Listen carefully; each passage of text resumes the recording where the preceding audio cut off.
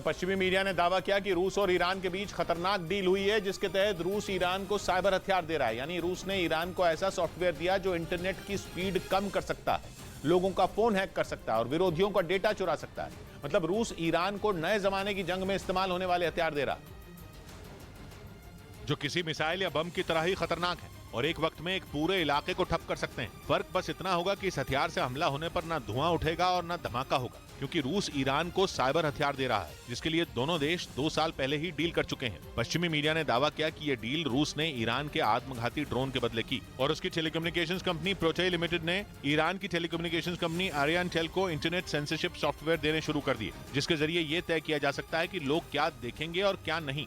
और इसी तरह के सॉफ्टवेयर को साइबर हथियार बोला जाता है, जिनकी मदद से साइबर युद्ध तक हो सकता है, जिसमें कोई देश दूसरे देश का जरूरी डेटा चुरा सकता है, इंटरनेट के जरिए गलत अफवाह फैला सकता है और दुश्मन देश के दिमाग से खेल सकता है।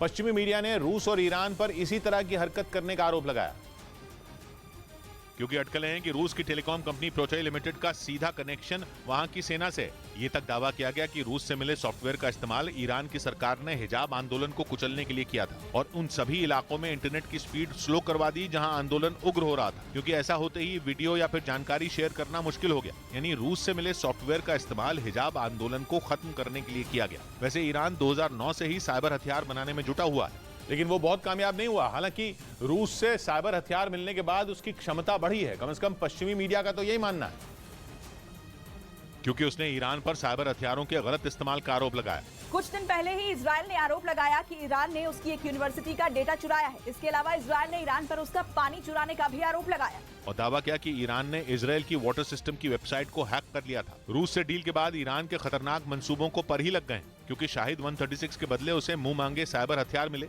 पश्चिमी मीडिया को डर है कि इन हथियारों से ईरान साइबर वॉर छिड़ सकता है, मतलब एक ऐसी जंग होगी जो इंटरनेट से लड़ी जाएगी। इस बीच यूक्रेन से स्वदेश लौटे मेडिकल छात्रों को डिग्री हासिल करने का मौका दिया जाएगा। सुप्रीम कोर्ट में दायर इन मेडिकल छात्रों की याचिका पर सुनवाई के दौरान केंद्र सरकार ने यह जानकारी कोर्ट में दी, जिसमें उन्होंने बताया कि केंद्र सरकार यूक्रेन से जान बचाकर लौटे मेडिकल छात्रों को फाइनल एग्जाम देने का मौका देगी। हालांकि उन्हें डिग्री हासिल करने का एक ही मौका दिया जाएगा, जिसके लिए उन छात्रों को बिना रजिस्ट्रेशन के ही एमबीबीएस के फाइनल ईयर में एडमिशन मिलेगा। उधर स्पेन के मोंतान इलाके में जंगलों में लगी आग रिहायशी इलाकों तक पहुंच गई। बीते 5 दिन से इसे काबू करने की कोशिश जारी है, लेकिन दमकल कर्मियों को कोई कामयाबी नहीं मिली, क्योंकि हवा की वजह से आग बेहद तेजी से फैल गई, जिसने देखते ही देखते जंगल के एक बहुत बड़े हिस्से को अपनी चपेट में ले लिया। आग से धधकते जंगल और काले धुएं का गुबार कई किलोमीटर दूर तक नजर आया। जंगल में लगी आग को बुझाने के लिए हेलीकॉप्टर को भी लगाया गया, लेकिन पेड़ों के सूखे पत्तों ने इस आग में घी का काम किया। बीते 5 दिनों से स्पेन के मोंतान इलाके के जंगल जल रहे हैं, जिन्हें कई बचाव कर्मी अपनी जान पर खेलकर बुझाते दिखे, लेकिन लपटों के आगे सभी बेबस नजर आए। वहीं जंगल के पास बसे 3 गांव के लोगों ने भागकर किसी तरह अपनी जान बचाई।